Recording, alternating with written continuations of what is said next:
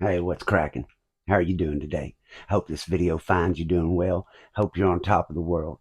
Hey, man, I like to start at the beginning of all my videos, asking people to change the channel and talk about a few things in their life they're blessed with, a few things they're thankful for, to change their perspective on the day.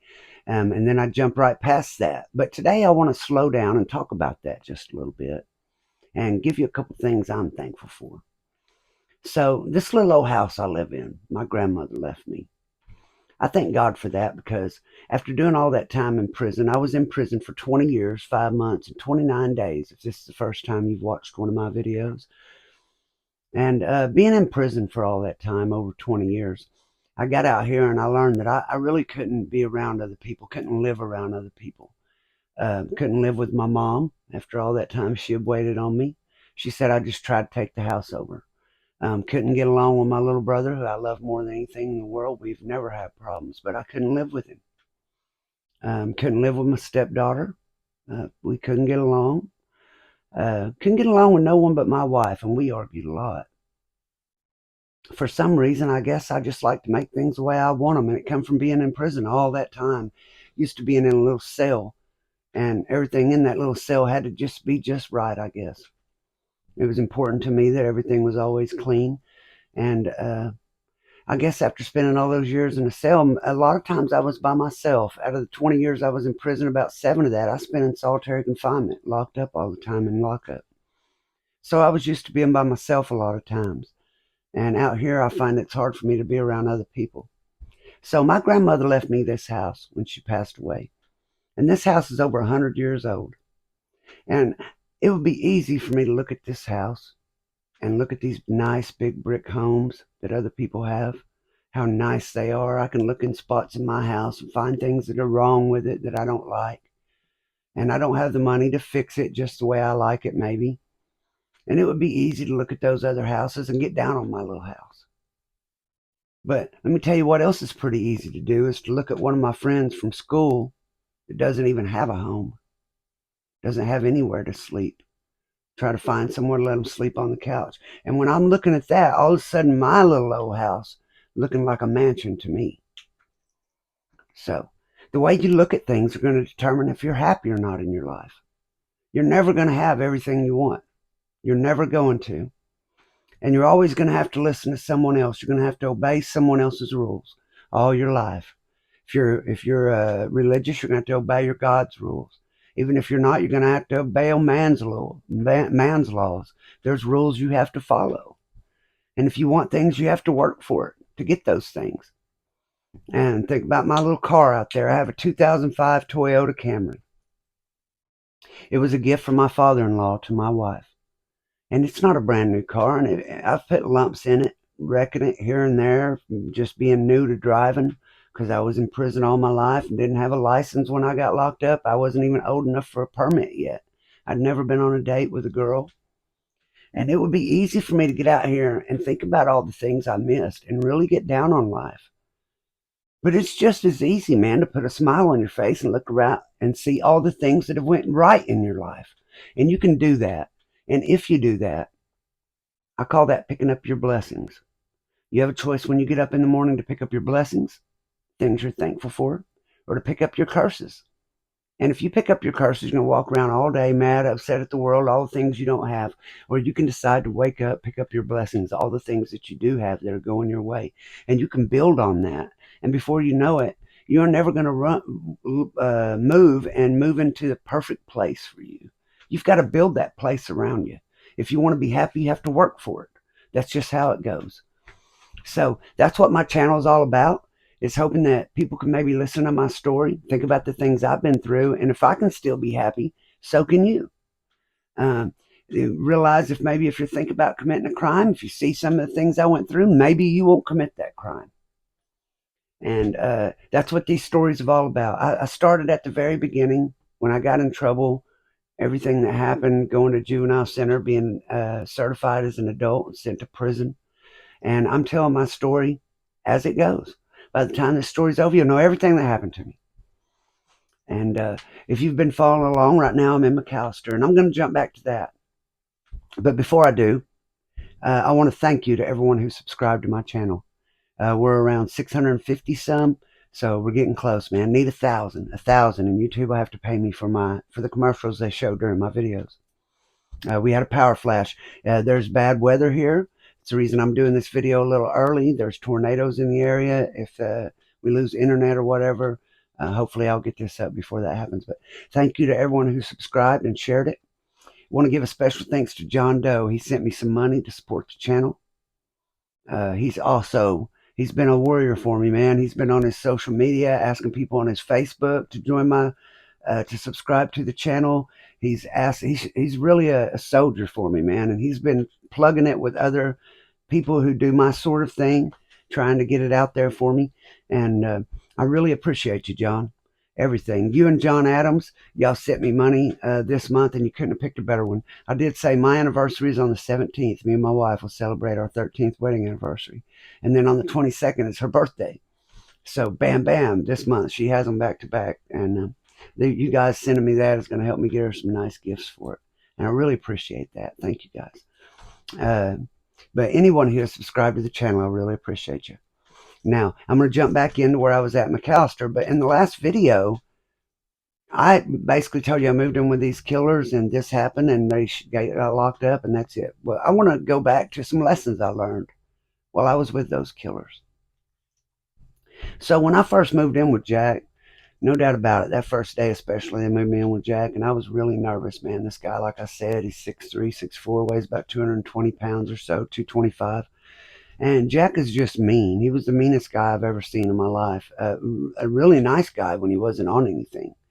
But when he got on pills or homebrew or some speed or something, he is downright mean. And Head was the most respected man I know. Head has passed away now. Cancer finally got him. When I knew him, he had just got a surgery for prostate cancer. And he lived about 3 cells from me. And he was a bank robber. And that's what he was in prison for. And after he finished time in Oklahoma, he was going to have to go do a little in the feds. But he got it all done, and he got out, and he was free for a little while before he passed away. And I always looked up to Head. Because even though he started off a real scary killer to me, I immediately learned that Head had a heart of gold. So being around Head and Jack, no one else was going to mess with me. I had an argument on the basketball court one day, and when we went in, they was up at the guy's beanhole threatening him, and I had to pull him off and say, man, don't do that. I can take up for myself. If you guys go and do that, then what about when you're not around? You're going to make them guys think that I'm your homosexual or something like that. Don't do that. Don't take up for me. I could take up for myself. So then Heb, one day I asked him, teach me how to rob a bank. How do I rob a bank? He told me he'd rather teach me to build a cabinet. So that kind of tells you what kind of guy Head was. And he said he was going to teach me how to fight. I said, I've won my fights. I haven't lost. He said, stand up there and show me how you fight. So I stood up there in my little stance, and he started laughing at me. And it really embarrassed me, and it really made me mad.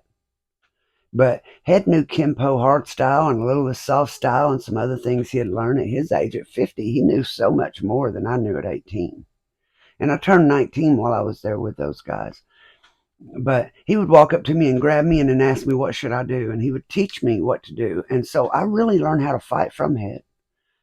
Head really taught me to use my hands and my elbows and stuff like that, and taught me to fight so that I would be able to defend myself, not so I could pick on people, so I could defend myself, because he knew that I would get into a lot of fights before I got out. But while I was there with them, he also got me to exercise a lot. He always was on me to do push-ups and pull-ups and stuff. And I did that. And after a few months, he told me, he said, you're starting to fill out and look more manly, and you won't have as many problems, as you've been having if you'll keep exercising and put some weight on you, and people see you know how to fight. You'll begin to be looked at different. And he said, but I want you to know, and this is something he taught me that stuck with all my life. He said, it's easy to be mean, but it's hard to be nice. But once you learn to be mean, it's a lot harder to be nice. And that's the truth, man. It's real easy to quit caring about the people around you, to put yourself first, not care who you hurt. But what's hard is after all that, to be a nice guy, to go back and repair those things. It's a lot harder than it is if you wouldn't have broke it in the first place. So don't try to be mean. Being mean doesn't prove anything. Anyone can be mean. to be nice, to be nice to someone who's not being nice to you. That's what takes real strength. And I want to tell you, after all them years, that's something that I had to learn the hard way. And one day, because I told you head cell stayed open because he was the run man, and my cell, it stayed open because my cell was a barber. And there was a black guy that got out, an older black guy. He was older than head. He was in his 60s. His name was Aldon. Aldon was a real good old man. And I don't remember what job he had that got him out of cell, but one reason or another, he was in head cell. I was down there watching them, and they're on the floor playing dominoes. And in McAllister, everything is more racial than anywhere else you go. It's super, super racial in McAllister. The whites and the blacks almost don't even deal with each other. They do some business together, but a lot of times they don't even talk. It's very racial in McAllister. So they're in the cell and they're playing dominoes, Head and Aldon are. And they're slamming them dominoes, and Aldon says, "Stick that in your ass," and stuff like that. That I would have thought if someone would have said that to Head, they would have got stabbed for it.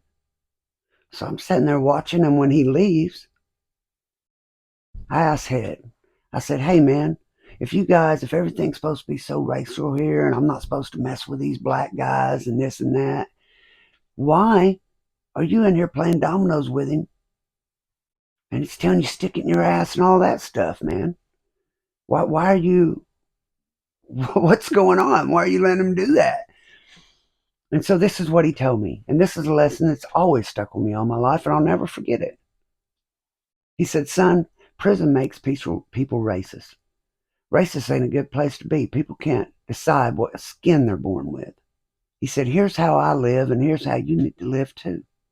He said, "You steal from a thief, you cheat a cheat, you lie to a liar, but by God, boy, you look an honest man in his eyes, and you be honest with an honest man."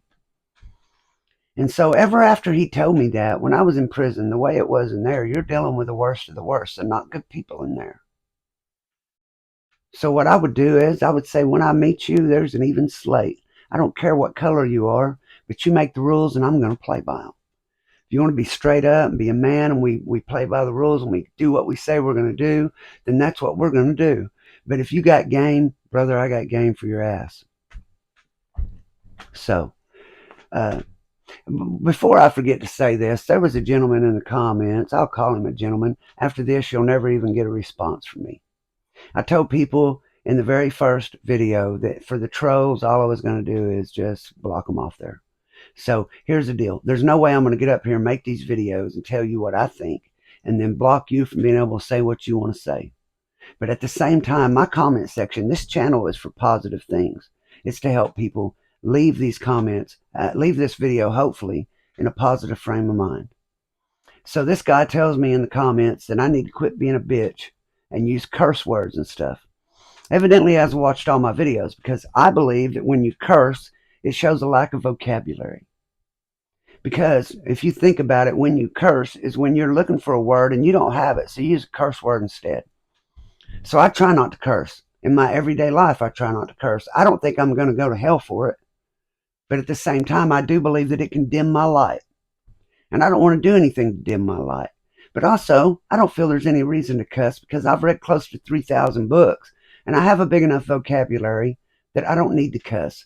And so I'm not making these videos to cuss for you, to entertain you. I'm making these videos hopefully to help someone. And I removed the comment before I looked at the replies, and I didn't know that they would lose them both at the same time. I believe Polly and someone else was taking up for me in those comments. So I want to thank you for that. But I don't want my videos, if someone makes a negative comment, I don't care what they say about me. I spent over half my life in prison for 20 years because I cared what people thought. If he would have said that to me in prison, that I was acting like a bitch, I would stab him for it. But right now, today, instead, I'm going to pray for you, man. So I'm not going to cuss and sound ignorant for you in my videos. If I don't cuss enough for you, if the stories aren't interesting enough without me cussing, then maybe you should watch something else. But I'll pray for you. I'll remember you in my prayers. And hopefully you won't need cursing to listen to what I'm trying to say. And with that, this video has gone about 15 minutes, so I'm going to stop it there. There's a few more things I want to talk about in McAllister before I end it. So I'll pick up there in the next video. I'm not done with it, but I wanted to tell you guys about a couple of the lessons that I learned there. And may God bless, keep, and protect you and your family. And I hope to see you in the next one. Peace out.